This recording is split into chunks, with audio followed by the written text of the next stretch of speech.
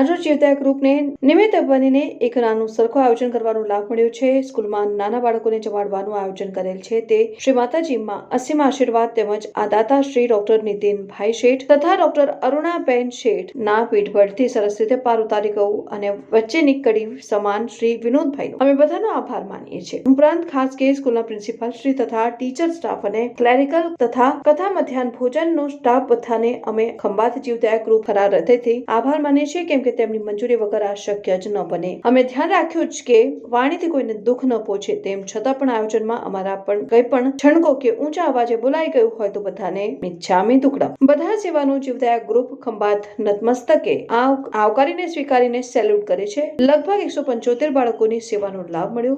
ગરમ ઇડલી, સાંભાર, ચટણી રાખેલ હતું।